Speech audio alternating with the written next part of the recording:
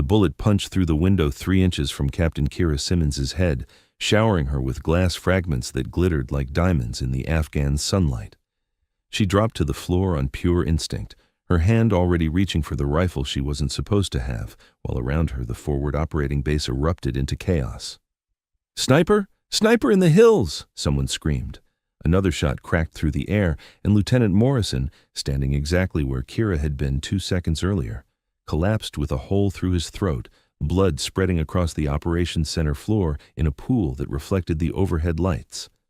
Through the shattered window, Kira could see the rest of the base scrambling for cover. Soldiers diving behind HESCO barriers, vehicles swerving off roads, the organized military compound transforming into a panicked mess as an invisible enemy picked targets with methodical precision.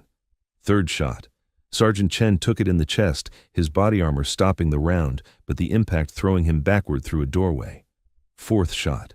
A radio operator's headset exploded, the bullet missing his skull by millimeters, but destroying the communications equipment and severing the base's contact with higher command. "Where the hell is he?" Major Briggs shouted from behind an overturned desk, his face red with rage and fear. "Somebody find that shooter!" Kira was already moving, staying low, her mind calculating angles and trajectories while everyone else was still processing the attack. She reached the rifle case she'd hidden under her bunk, the one that wasn't in any official inventory, the one she'd been told to leave behind when she'd transferred from her previous assignment to take this safer intelligence posting. "Simmons, what are you doing?" Briggs yelled. "Get to the bunker!" She ignored him, assembling the rifle with movements so practiced they were muscle memory. Custom .308 bolt action, match-grade barrel, Schmidt and Bender scope that had cost more than her car. The weapon of a precision marksman, not an intelligence officer assigned to analyze satellite imagery and write reports. Fifth shot shattered another window. Sixth shot took out a vehicle's tire, disabling the quick reaction force before they could even mount up. "He's toying with us," Kira muttered, her trained eye reading the pattern. "Showing us he can hit whatever he wants. Psychological warfare before the real attack." She moved to a window with a clear view of the surrounding hills, staying in shadows, keeping her profile minimal. Through her scope, the terrain resolved into layers, near ridges, far ridges, countless hiding spots where an enemy sniper could set up and dominate the entire base. But Kira Simmons wasn't just any intelligence officer. Before her transfer to this FOB in the middle of nowhere, she'd been a scout sniper school instructor at Quantico. 3 years teaching Marine Corps snipers how to find, fix, and eliminate enemy marksmen. 2 combat deployments before that as an operational sniper. 42 confirmed kills, though the official number was classified along with most of her actual service record. They'd sent her here because she'd embarrassed the wrong general's son during a training exercise, pointing out his incompetence in terms that were technically accurate but politically disastrous. Her punishment, a desk job analyzing intelligence reports while her skills atrophied and her rifle gathered dust. Except she'd brought the rifle anyway, and she'd kept training in secret, shooting at night when no one was watching, maintaining her edge because something in her gut said she'd need it. That gut feeling was paying off right now. 7th shot rang out, and Kira's scope was already tracking the sound. There, a muzzle flash from the far ridge, maybe 800 meters out. Amateur mistake. Professional snipers suppressed their signature, but this one either didn't have the equipment or didn't care. "I've got him," she said, more to herself than anyone else. "Simmons, I gave you an order." Briggs was still shouting. "Get to the—" Her rifle spoke, the suppressed shot barely audible over the ongoing chaos. Through her scope, she watched a figure on the distant ridge jerk backward, tumbling from his position. 8th shot came from a different direction. Not one sniper, multiple shooters. Kira's mind shifted into combat mode, the mode she'd been trained in and had trained others to achieve. Calm, analytical, deadly.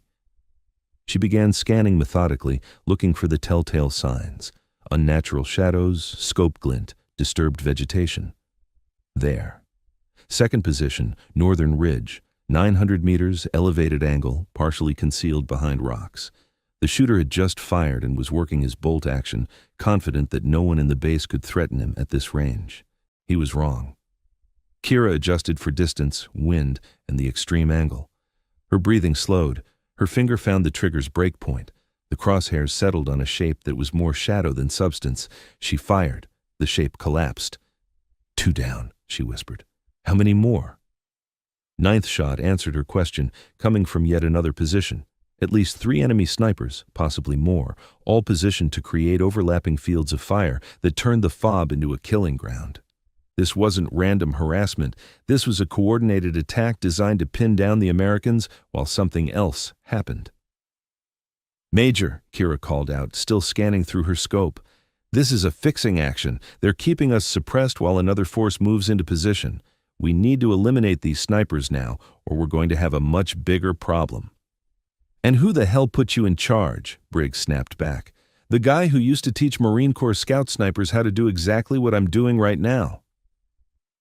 She found the third shooter, Western Ridge, maybe 700 meters, behind a natural rock formation that provided excellent cover. You want to debate my credentials, or you want me to keep these assholes from killing your people? Briggs opened his mouth, then closed it. Another bullet cracked through the air, missing him by inches. Do it. Kill them all. Kira allowed herself a cold smile. With pleasure, she adjusted her position, finding a spot with better angles on the western ridge. The enemy sniper there was good. He'd barely exposed himself, using the rock formation to maximum advantage.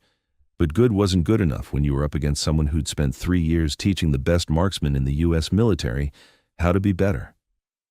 She watched him for 30 seconds, learning his pattern. He'd rise slightly to acquire a target, fire, then drop back into cover.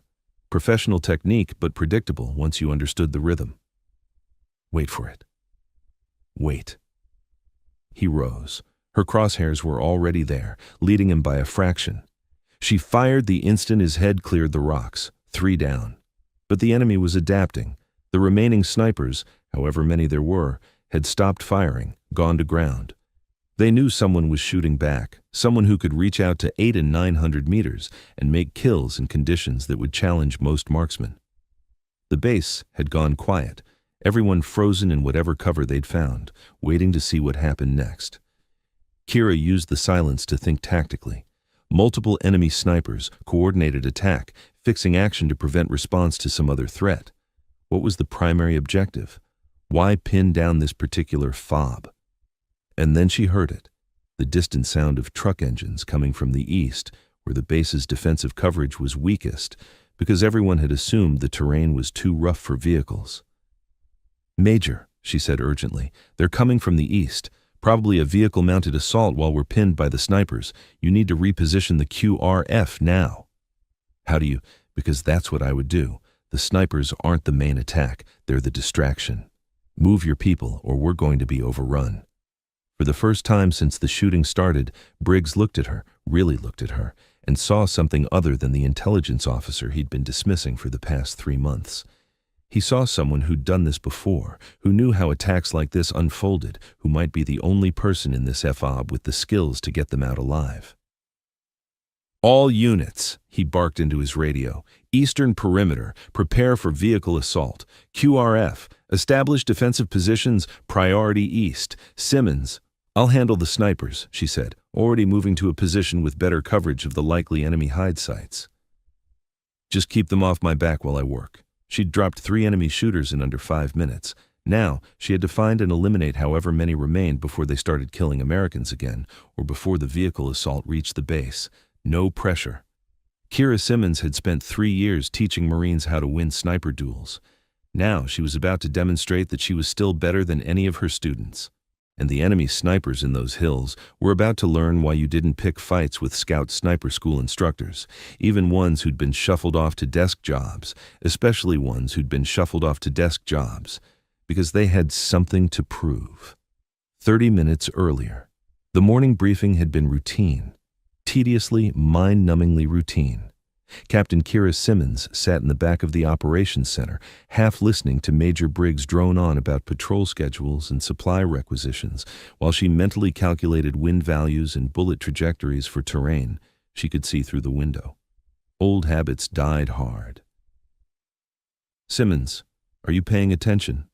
She focused on Briggs, whose red face suggested he'd asked her a question she hadn't heard. Yes, sir. Patrol routes, supply convoy, intelligence update on enemy activity in the northern sector.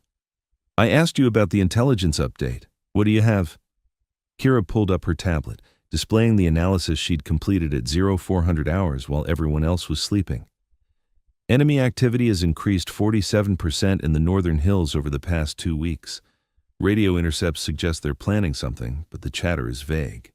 Could be another harassment attack. Could be something more coordinated. Your assessment? I think they're probing our defenses, looking for weaknesses. The pattern suggests they're building toward a larger operation, possibly in the next 72 hours. Briggs waved dismissively. They've been building toward something for 3 months. Nothing ever comes of it. These Taliban fighters are disorganized, poorly equipped, and not a serious threat to this base. Kira bit back the response she wanted to give. That underestimating the enemy was how people died, that disorganized fighters had been killing Americans for 20 years, that her analysis was based on patterns she'd seen before in combat situations that Briggs had only read about in reports. Instead, she said, "Yes, sir. Just reporting what the data shows. The data shows a bunch of goat herders playing soldier in the hills. Let me know when they do something worth worrying about." The briefing continued. Kira returned to her mental calculations, looking at the hills surrounding the base and automatically identifying the best sniper hides, the optimal firing positions, the routes enemy forces might use to approach unseen. Lieutenant Morrison caught her eye from across the room and rolled his eyes in commiseration. He was one of the few people on the base who knew Kira's real background. They'd served together on her first deployment before she'd become an instructor, when she was just another Marine Scout sniper doing dangerous work in dangerous places. After the briefing, Morrison caught up with her outside. "He's an idiot. He's the commanding officer. He's an idiot commanding officer. Your analysis was solid, Kira. I've seen the same patterns. Something's building. Doesn't matter if he won't listen."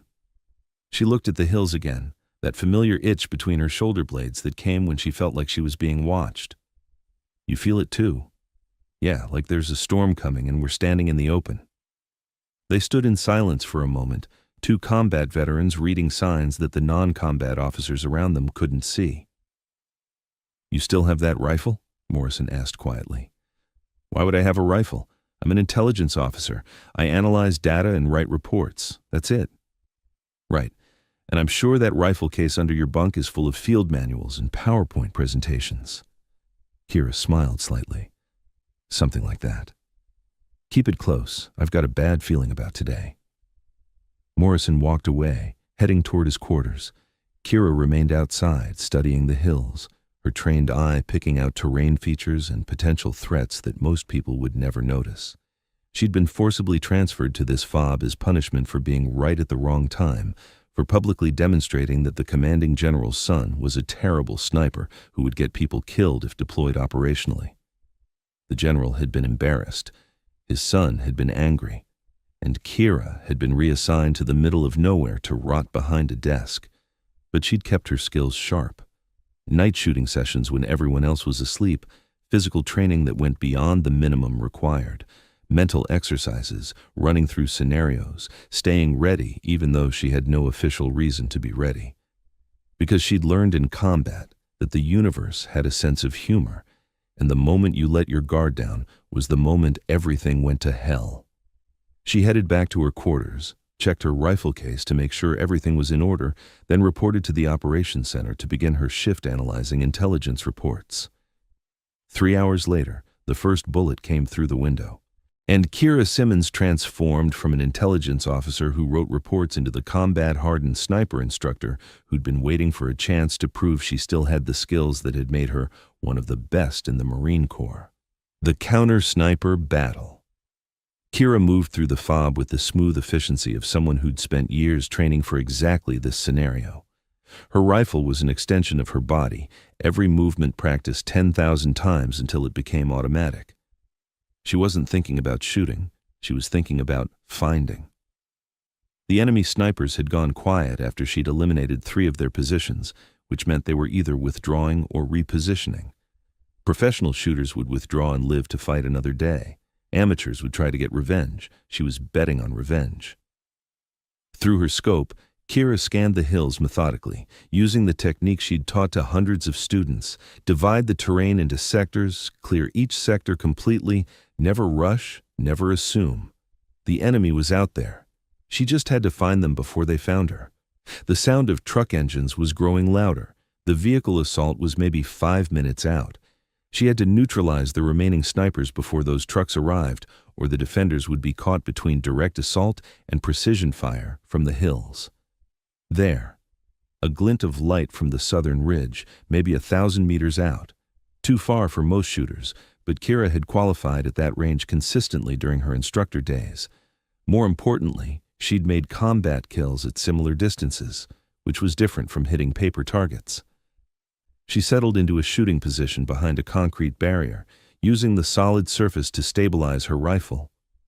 The glint had disappeared, but now she knew where to look. She watched the area patiently, controlling her breathing, waiting for the enemy to make a mistake. Patience was the sniper's greatest weapon. Rushing got you killed. 30 seconds passed. A minute. The truck engines were getting closer, and then she saw it. Movement, just a fraction, as the enemy sniper adjusted his position. He was setting up for a shot, probably targeting the QRF that was repositioning to meet the vehicle assault. Kira's crosshairs settled on the shape. Range, 1,037 meters according to her scope's rangefinder. Wind, 8 knots from the northwest. Temperature, 95 degrees. Elevation angle, 12 degrees upward. The calculations ran through her mind automatically, her brain doing math that would require most people to use computers. This was what made great snipers great, the ability to process variables instantly and make the shot before the target moved. Her finger found the trigger. The crosshairs steadied, her breath released halfway and held. The rifle kicked against her shoulder. Through the scope, she watched the distant figure jerk and fall. 4 down. Got him, she muttered, already scanning for the next threat. How many more? The initial attack had shown at least 3 firing positions, and she'd eliminated 4 shooters, which meant either she'd gotten one position twice, or there were more enemies than she'd initially calculated. Movement to her left. One of the base's designated marksmen had climbed to a rooftop position and was trying to engage the enemy snipers with his M110. Brave, but stupid. He didn't have the training or equipment for this kind of duel. "Get down," Kira hissed into her radio. "You're exposing yourself to—" The shot came from the eastern ridge, and the marksman toppled from the roof, his body hitting the ground with a sickening thud. Dead or seriously wounded, either way he was out of the fight. Eastern Ridge. That was a new position, which meant at least 5 enemy snipers total, possibly more. This was a well-planned operation with professional shooters, not the disorganized goat herders Briggs had dismissed that morning. Kira swung her rifle toward the east, scanning the ridge where the shot had originated. The enemy there would be expecting return fire, would be moving or taking cover. She had maybe 10 seconds before he relocated to a new hide site. Her scope swept across rocks and shadows, looking for the one shadow that didn't belong, the one shape that was slightly wrong. There, behind a cluster of boulders, a vertical line where there should only be horizontal ones, a rifle barrel poorly concealed. She fired without hesitation. The barrel disappeared, and she heard a distant clatter of equipment falling. 5 down. Maybe. The truck engines were very close now. Through the chaos, she could hear Briggs on the radio coordinating the defense of the eastern perimeter. The QRF was in position, ready to engage the vehicle assault. But if those trucks had mounted weapons, and they probably did, the defenders would be exposed to fire from both the assault force and to any remaining snipers in the hills. Kira made a tactical decision. The vehicle assault was the more immediate threat. The snipers were important, but if those trucks broke through, the base would be overrun.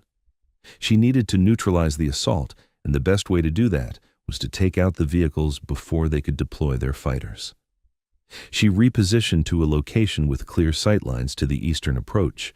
Through her scope, she could see dust clouds rising from the wadi, 4 trucks moving fast, mounted weapons visible on at least 2 of them. Range, 600 meters, and closing.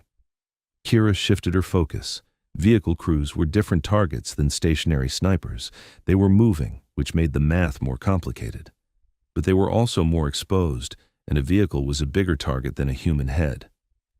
She waited until the lead truck crested a rise, exposing its front grille. Her first shot took out the radiator, steam erupting from the punctured engine.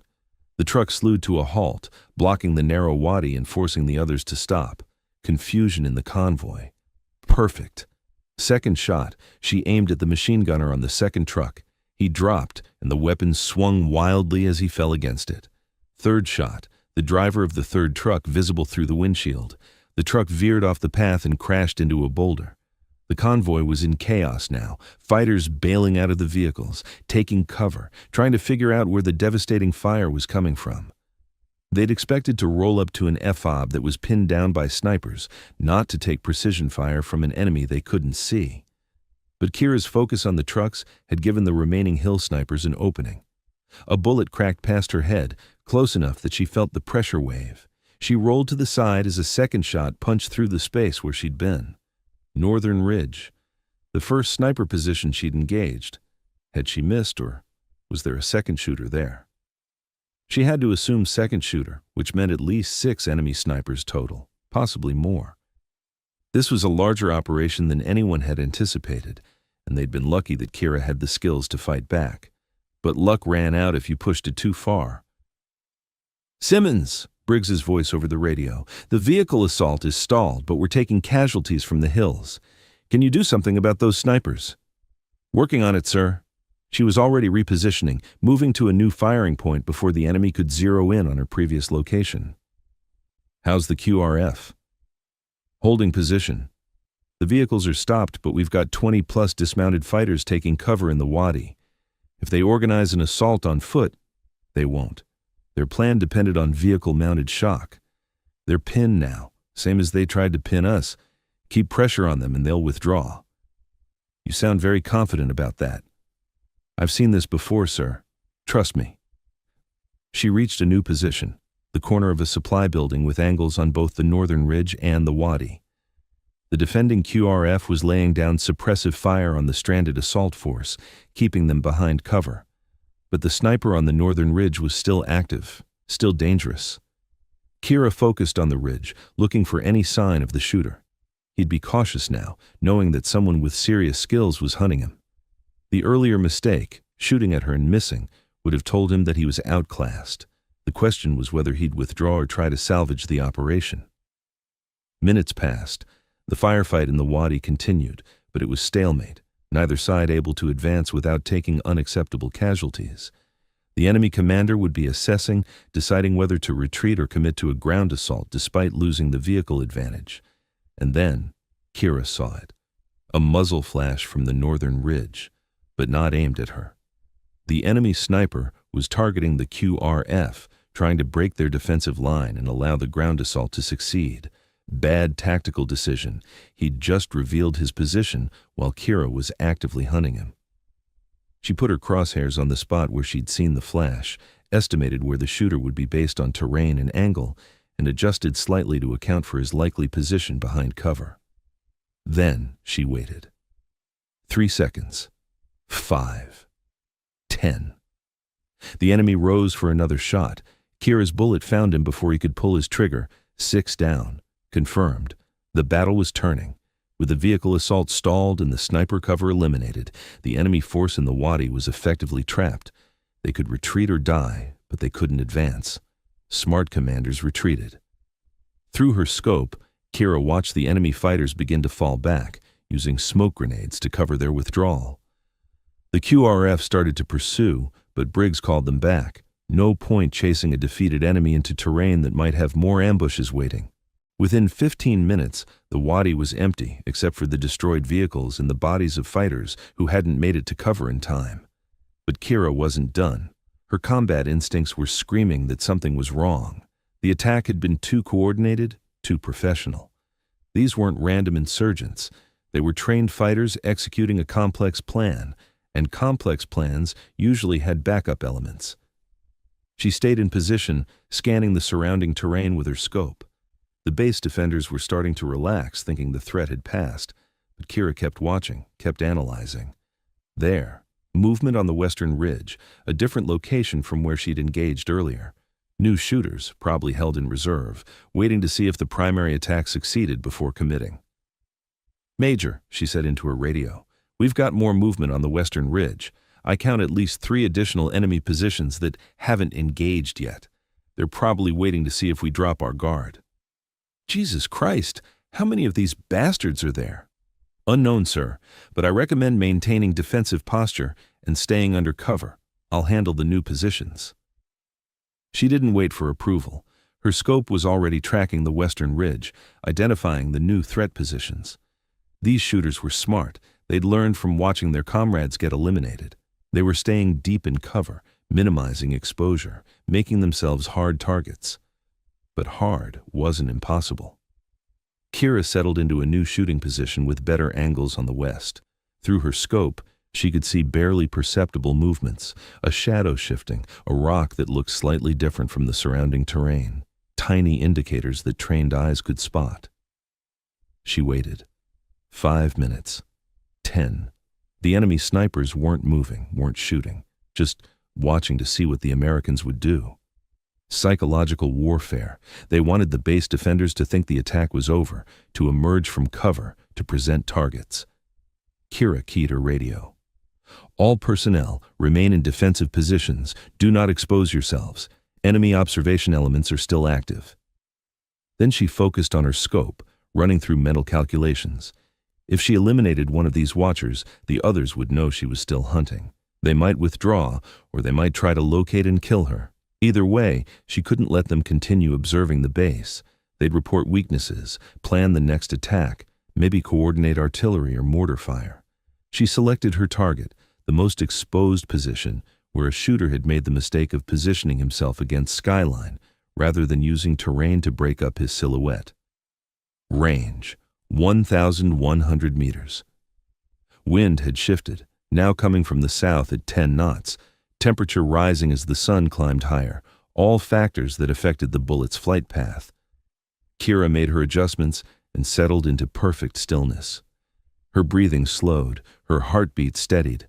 The world contracted to just her, the rifle, and the target. She fired. The distant figure dropped. 7 confirmed kills. Immediately, the other positions erupted with fire, not at the base, but at where they thought Kira was shooting from. Bullets sparked off concrete and metal, the enemy unleashing everything they had at her last known position. But she'd already moved, relocating to a different firing point 30 meters away. She watched them waste ammunition on an empty position, marking their locations by their muzzle flashes. One by one, she engaged them. 8th kill. 9th. 10th. The enemy fire ceased. The western ridge went quiet. Either she'd eliminated all the watchers or the survivors had withdrawn.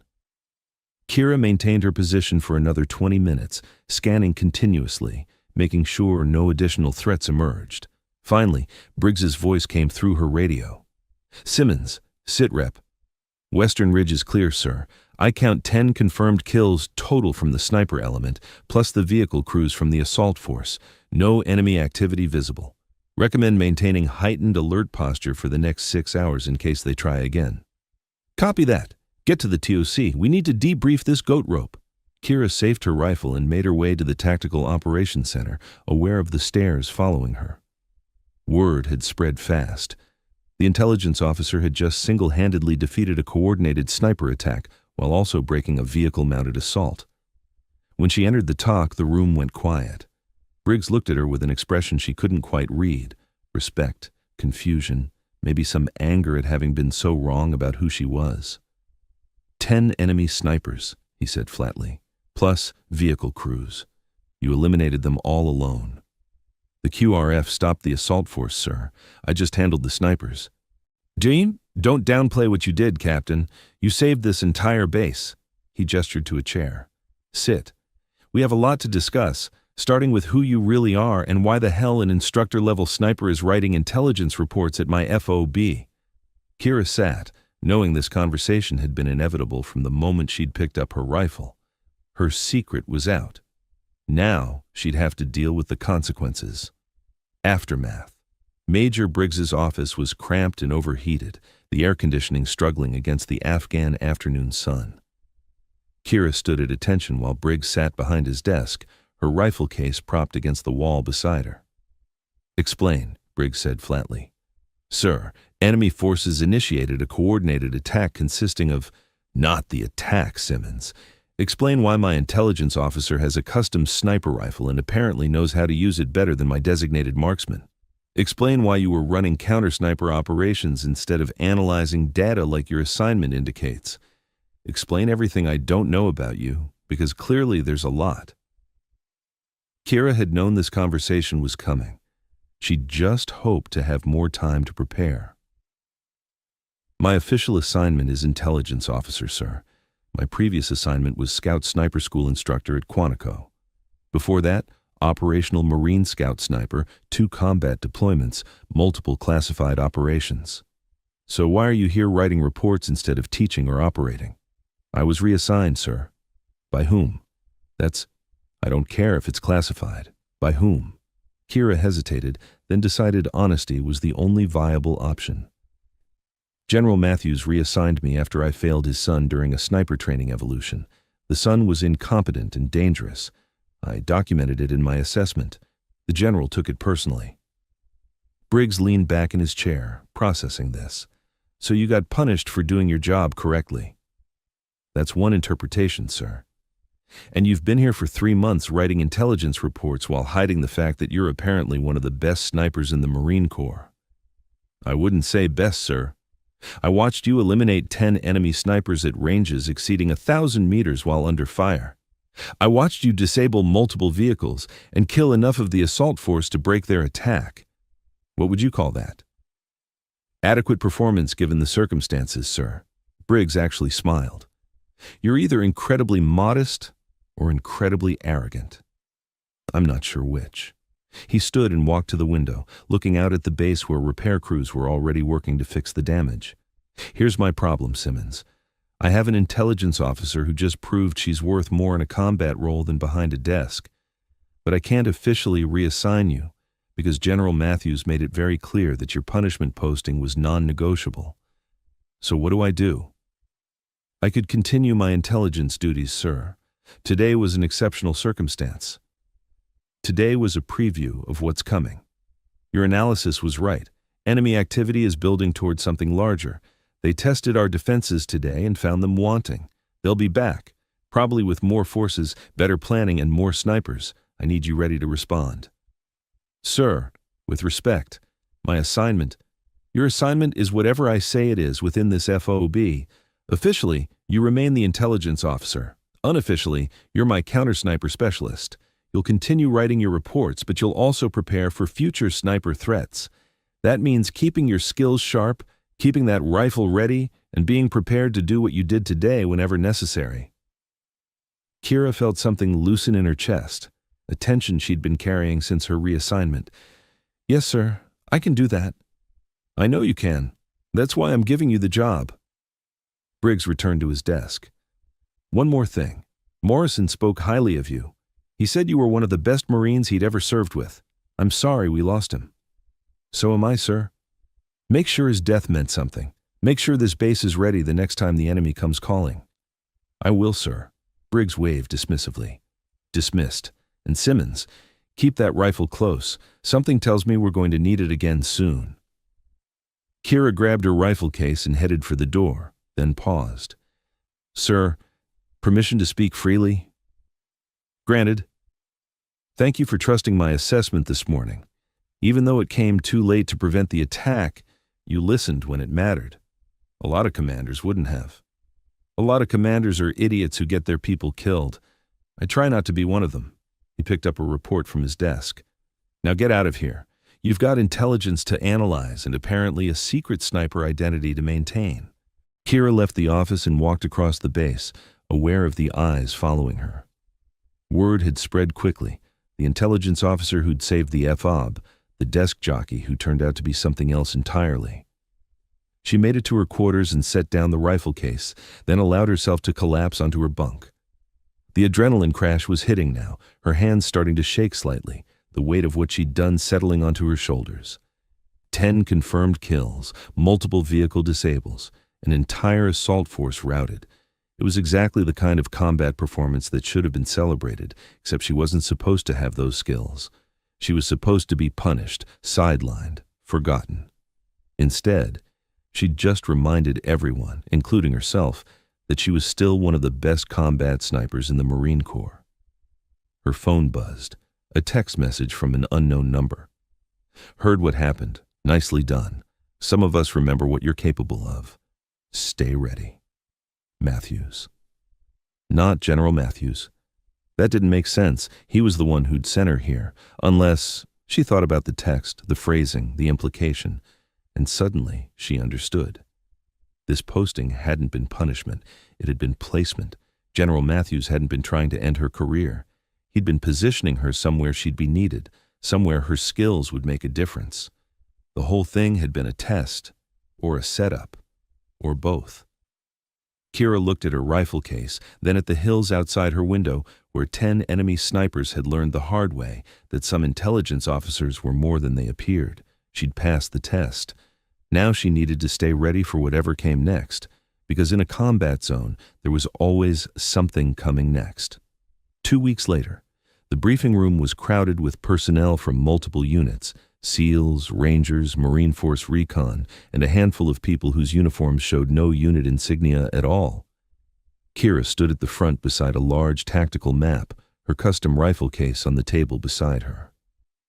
"Gentlemen," Admiral Cordell began, his Navy rank insignia suggesting he was several steps above anyone who normally visited this FOB. 2 weeks ago, this forward operating base was attacked by a coordinated enemy force featuring professional sniper support. The attack was repelled largely through the actions of one Marine who happened to be in the right place with the right skills. Eyes turned toward Kira. She kept her expression neutral. "Captain Simmons has a unique background," Cordell continued. "She's one of the Marine Corps' premier scout sniper instructors, with combat experience and capabilities that we've been underutilizing. That changes today." He clicked a remote, and the tactical map displayed on the wall behind him. "Intelligence suggests the attack 2 weeks ago was a probing action. The enemy is planning something larger, a coordinated assault on multiple FOBs across the region, using sniper teams to fix forces in place while ground elements overwhelm defenses. We need to disrupt their planning and eliminate their sniper capability before they can execute." Another click, and the map zoomed in on terrain about 20 kilometers from the base. "This is where they're training. We've identified at least 12 enemy snipers operating from a camp in the mountains. They're practicing on targets at ranges similar to our base defenses, clearly preparing for another attack." Admiral Cordell looked directly at Kira. "Captain Simmons, your mission is to lead a team to eliminate this sniper cell. You'll have operational control of the mission, with support from SEAL Team 7 and Marine Force Recon. Your objective: neutralize all enemy snipers and disrupt their training operation. Questions?" A SEAL lieutenant raised his hand. "Sir, with respect, is Captain Simmons qualified to lead this type of operation?" "I see she's an instructor, but is she?" "She eliminated 10 enemy snipers 2 weeks ago while under fire, at ranges exceeding 1,000 meters, using skills she's been maintaining despite an administrative assignment that tried to sideline her." Cordell's voice carried steel. "If anyone in this room thinks they're better qualified to hunt enemy snipers, speak up now." Silence. "Thought so. Captain Simmons, the team is yours. Mission brief will continue with tactical details. The next hour was spent planning the operation, routes in, helicopter insertion zones, backup plans, and contingencies." Kira absorbed it all while simultaneously sketching sniper hides and firing positions on her tactical map. After the briefing, the SEAL lieutenant approached her. "Ma'am, I didn't mean to question your capabilities. You were doing your job, Lieutenant. Never apologize for asking questions." She extended her hand. "Kira Simmons, I look forward to working with your team." "Jason Mercer." He shook her hand. "I've heard stories about Marine scout snipers. Looking forward to seeing if they're true." "They're not stories, Lieutenant. They're just facts reported with dramatic flair." He laughed. "I like you already. When do we launch?" 24 hours. I want to hit them at dawn when they're least alert. Classic sniper timing. There's a reason it's classic. It works." The next 24 hours passed in preparation. equipment checks, weapon zeros, coordination with supporting elements. Kira fell back into the rhythm of operational planning, the mental state she'd maintained as an instructor, but hadn't fully embraced since her reassignment. She was going back to what she did best, and this time, she had a team of elite operators backing her up.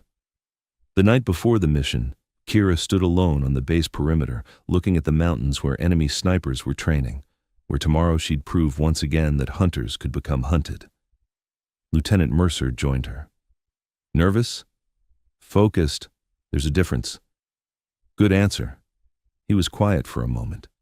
My team's done operations like this before. Hostile terrain, professional enemies, high-value targets. But I've never worked with someone who's eliminated 10 enemy snipers in a single engagement. That's the kind of performance that changes how we think about what's possible. It's just shooting, Lieutenant, math and muscle memory. No, ma'am, it's more than that. It's instinct and experience and talent all coming together at the right moment. My guys are good, but what you did 2 weeks ago, that's legendary. Kira didn't respond immediately. She was thinking about Morrison, about the other Americans who died in that attack, about the responsibility that came with having skills other people didn't. Tomorrow, she said quietly, we make sure those enemy snipers never get another chance to kill Americans. That's all that matters. Not the shooting, not the skills, just the mission. Roger that, ma'am. We'll get it done. They stood together in silence, two warriors preparing for battle, both understanding that tomorrow would bring violence and danger and the possibility of death, but also understanding that this was the job they'd chosen, the calling they'd answered. Kira Simmons had been forced into a desk job as punishment. Instead, she'd been positioned exactly where she needed to be when crisis came. And tomorrow, she'd lead a team to eliminate an enemy threat before it could kill more Americans. She wasn't just an intelligence officer anymore. She was a combat leader, a sniper instructor, a warrior who'd proven her worth in the crucible of battle. And the enemy was about to learn that some intelligence officers carried secrets that could get you killed. The hunter becomes the hunter. The helicopter insertion was textbook perfect, low and fast under night vision, dropping the team 3 kilometers from the target area with enough darkness remaining to move into position before sunrise. Kira led the team through the mountains using terrain and shadows for concealment. Behind her, 12 operators moved like ghosts, SEALs and Marines who'd been doing this type of work for years, professional warriors who understood that silence and patience were worth more than speed and firepower. They reached the overwatch position 90 minutes before dawn. Kira established her hide site on a ridge that gave her elevated angles on the enemy camp, while the support team positioned themselves to cut off retreat routes. Through her thermal scope, the camp appeared as clusters of heat signatures, fighters sleeping in tents, a few sentries walking patrol routes, and a separate area where long objects that could only be rifles were stored. "Target area secure," Mercer's voice came through her earpiece. "We're in position to block eastern and southern routes. Northern approach is cliff face, not viable. Western approach is your shooting lane." "Copy," Kira whispered. "Stand by." She settled into her shooting position, making micro-adjustments to her rifle until everything felt perfect. The wait until dawn was spent in absolute stillness, her body relaxed but ready, her mind running through engagement sequences. As the sky began to lighten, the camp stirred. Fighters emerged from tents. Someone started a fire for breakfast, and most importantly, several men walked to the rifle storage area and began setting up for what looked like training exercises. Through her scope, Kira counted 12 long rifles being distributed to different shooters. They moved to positions overlooking a valley where target stands had been erected at various ranges, a training range designed to simulate attacking the American FOBS. Perfect. They were all exposed, all predictable, all about to learn that hunters could become hunted. Kira keyed her radio. "All elements, I have 12 targets in the open conducting training exercises. Engagement will begin on my mark. Suppression teams stand by to intercept any runners. Medical, prepare for fast rope extraction if needed. Countdown from 5, 5, 4, 3, 2, 1, execute." Her first shot took the apparent range instructor, an older man with a weathered face who was demonstrating proper shooting positions to the students. He dropped without a sound.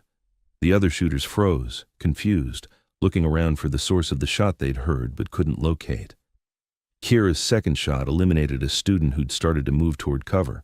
Third shot took another student raising his rifle toward the ridgeline. Fourth shot hit a fighter running toward the camp. He made it 5 steps before dropping. Now the enemy realized they were under attack by a sniper who could reach them from a range they couldn't match. Panic set in. They scattered, running for cover, abandoning their training rifles and sprinting for survival. But Kira had planned for this. Every direction they could run had been analyzed. Every piece of cover had been assessed. She wasn't just shooting targets, she was herding them into kill zones. Fifth shot hit a fighter diving behind rocks. Sixth shot took one trying to reach a tent. Seventh shot eliminated someone attempting to organize a defense. "Multiple runners heading your way," she reported to the support team. "We see them," Mercer responded. "Engaging." Gunfire erupted from the SEAL positions as they intercepted fighters trying to flee. Not a prolonged firefight, just efficient professional violence that ended threats before they could become problems. 8th shot, 9th, 10th. Kira worked methodically, eliminating threats based on tactical priority, leaders first, then anyone with weapons, then anyone who might escape and report what happened. 11, 12. The camp was silent except for the crackling of the breakfast fire no one would eat. "All targets eliminated," Kira reported, moving to secondary positions to provide overwatch while assault element secures the camp. She transitioned to a different hide site while the SEAL and Marine teams swept through the camp, gathering intelligence and confirming kills. The operation had taken less than 10 minutes from first shot to all clear. "Camp secure," Mercer reported. 12 enemy snipers confirmed dead, multiple weapons and intelligence materials recovered. No friendly casualties. This was perfect execution, ma'am. "Credit goes to the team, Lieutenant. I just did the shooting." "Yeah, but what shooting? You dropped 12 targets in under 5 minutes, at ranges where most of them couldn't have hit you even if they'd known where you were. That's not just training. That's art." Kira didn't respond. She was already scanning the surrounding terrain, making sure no enemy reinforcements were approaching, staying in operational mode until the team was safely extracted. The helicopters came in fast, loaded personnel and captured materials, and departed before any enemy response could be organized. By the time the sun was fully up, the team was back at the FOB. Mission complete, no casualties, enemy sniper threat neutralized. Admiral Cordell met them on the landing pad. "Outstanding work, all of you. Captain Simmons, particularly outstanding. Your mission brief will be the foundation for how we handle similar threats across the theater." "Thank you, sir. Walk with me." They moved away from the landing pad, leaving the team to debrief and store their equipment. Cordell waited until they were alone before speaking again. "General Matthews sends his regards." "Sir? Your transfer here wasn't punishment, Captain. It was positioning. We needed someone with your skills in this region, but we couldn't just assign a scout sniper instructor to a FOB without drawing attention. So Matthews manufactured a reason for your reassignment that looked like punishment, but was actually preparation."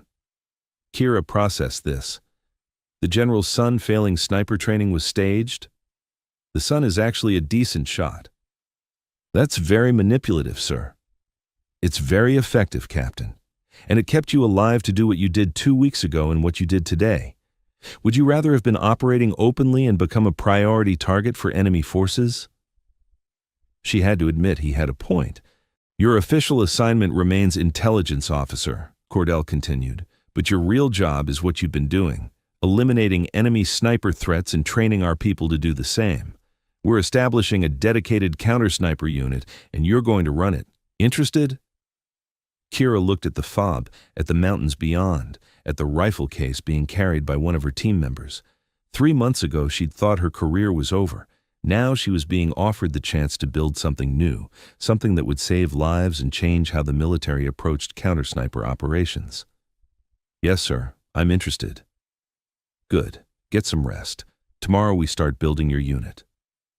Admiral Cordell walked away, leaving Kira standing on the tarmac contemplating how her life had just changed again, from instructor to desk jockey to combat operator to unit commander, all within a few months. Lieutenant Mercer approached with 2 bottles of water. Heard you're starting a counter-sniper unit. News travels fast. Small world in special operations. I want in. You're a SEAL, Lieutenant. I'm building a Marine unit. Build a joint unit. Navy, Marines, Army, whoever has the skills. You need the best people, not the best Marines. He had a point. Let me think about it, Kira said, but I appreciate the interest. Think fast. I'm pretty sure half the people on that mission are going to volunteer. You just showed them something they'd never seen before. Perfect sniper craft executed under pressure against trained opponents. That's rare. He walked away, leaving Kira with her thoughts in her water bottle. She'd been sent here as punishment, she'd stayed as preparation, and now she was being asked to lead, to build, to create something that would make American forces safer and more effective. It was more responsibility than she'd ever expected, but it was also more opportunity than she'd imagined possible.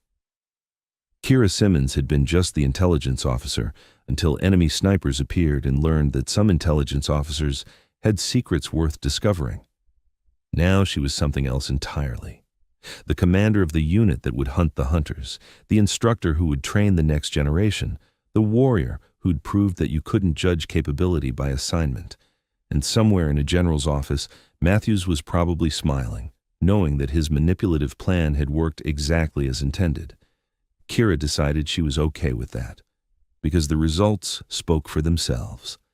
22 enemy snipers eliminated, multiple attacks prevented, an entire enemy training operation destroyed, and a new counter-sniper unit about to be established that would protect American forces for years to come. Not bad for someone who was supposed to be writing reports and staying out of trouble. Not bad at all. 6 months forward. The classroom at Quantico was filled with 30 of the best snipers from every branch of the military. Marine Scout snipers, Army Rangers, Navy SEALs, Air Force Special Operations, all of them selected for the inaugural class of the Joint Counter-Sniper Operations course. Captain Kira Simmons stood at the front, her custom rifle disassembled on the table beside her, each component labeled for the demonstration she was about to conduct. Welcome to JCOS, she began. Some of you already know me. Most of you have heard stories about what happened in Afghanistan 6 months ago. I'm here to tell you that stories don't matter. What matters is that we're building something new, a capability that will save American lives and change how we approach sniper threats in combat zones. She picked up her rifle's bolt assembly. This course isn't about making you better shooters. You're already excellent shooters, or you wouldn't be here. This course is about making you better hunters, about teaching you to think like enemy snipers so you can predict them, locate them, and eliminate them before they can kill Americans. Lieutenant Mercer, now officially assigned as her second-in-command, stepped forward with a tactical map. Over the next 12 weeks, you'll learn techniques that Captain Simmons developed through combat experience and refined through years of instruction. You'll study enemy tactics, practice counter-sniper operations, and conduct live-fire exercises against some of the best opposition forces we can provide, Kira continued. You'll also learn something that's harder to teach: patience, the ability to wait hours or days for a single shot, the discipline to pass on a good shot because you're waiting for the perfect shot, the wisdom to know when to engage and when to relocate. She reassembled her rifle as she spoke, her hands moving with practiced efficiency. 6 months ago, I was writing intelligence reports at a forward operating base. Then enemy snipers attacked, and I did what I'd been trained to do. I eliminated 22 enemy shooters across 2 operations. Not because I'm special, but because I'd maintained my skills and stayed ready even when my official assignment suggested those skills weren't needed. The room was silent, every student hanging on her words. That's the lesson I want you to take from this course. Stay ready, stay sharp, because you never know when the shooting will start, and when it does, Americans will be depending on you to be better than the enemy trying to kill them. She looked at each student in turn. Questions? A Marine Staff Sergeant raised his hand. Ma'am, the after-action reports from your engagements show shots at over 1,000 meters in combat conditions. How do you maintain that level of precision under stress? Training until the skills become automatic. understanding that stress is just a mental state that can be managed, and remembering that every shot matters, not for my career or my reputation, but for the Americans who will stay alive if I make the shot and die if I miss. Another question. What's the most important skill for a counter-sniper? Kira thought for a moment. Patience. More enemy snipers are defeated by waiting them out than by outshoo them. Learn to be comfortable in uncomfortable positions. Learn to watch without moving. Learn to think like your enemy so you can anticipate their next move. The questions continued for another 30 minutes before Kira dismissed them to begin the actual coursework. As the students filed out, Admiral Cordell entered the classroom. Impressive start, Captain, though I notice you downplayed your role in those operations. The mission matters, sir, not my ego. Spoken like a true professional. He set a folder on her desk. New intelligence suggests enemy sniper activity is increasing in 3 different theaters. We're going to need your unit operational faster than planned. Kira opened the folder, scanning the reports. More attacks, more coordinated sniper operations, more Americans at risk. How fast?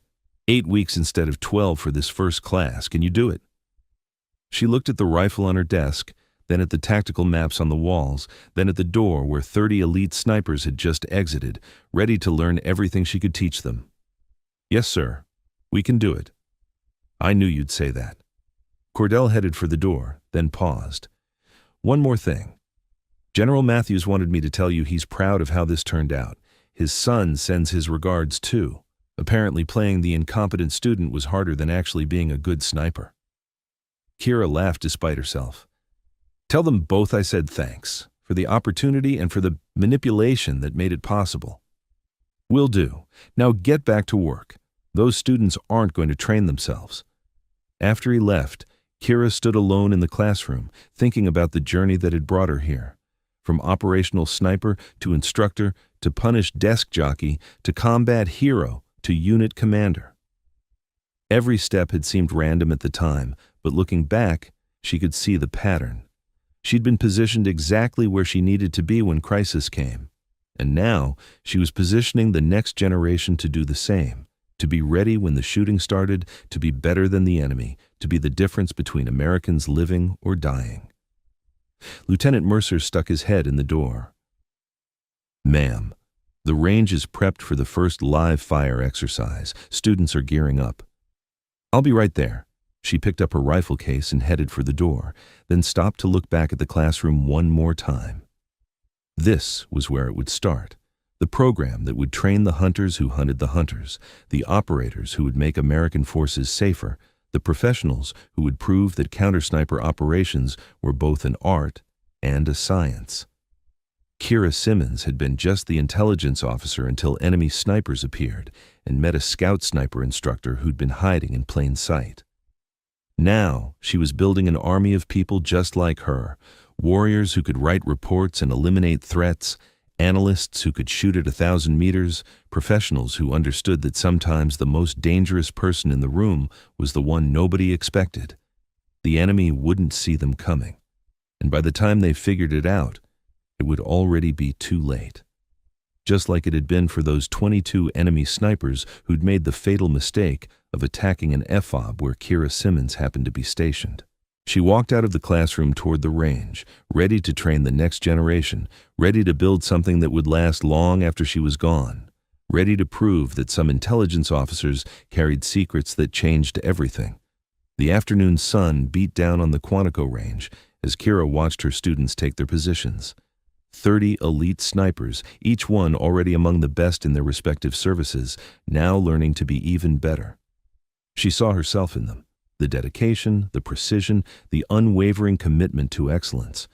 Through her binoculars, she observed their technique. Most were good, a few were exceptional, but they all had room to improve, and that's why they were here. "Wind's picking up from the northwest," she called out. "Adjust your holds accordingly. Remember, the rifle doesn't miss. You do." One of the students, a Marine Staff Sergeant named Torres, made a perfect adjustment and sent his round exactly on target at 1,200 meters. Kira nodded approvingly. That's what she wanted to see. Not just good shooting, but adaptive thinking under changing conditions. Lieutenant Mercer approached with a tablet showing the day's scores. "Ma'am, overall performance is exceeding expectations. At this rate, we'll have them combat ready in 6 weeks instead of 8. "Good. But don't let them get comfortable. Comfortable gets people killed." She paused, watching another student make a difficult shot. "How many volunteers do we have for the second class?" 47 and counting. Word spreading fast about what we're building here." Kira smiled. The program was working. The mission was succeeding. And somewhere out there, enemy snipers were about to face American forces trained by the woman who'd eliminated 22 of their compatriots. They wouldn't stand a chance. If this story moved you, don't forget to subscribe for more inspiring tales of courage.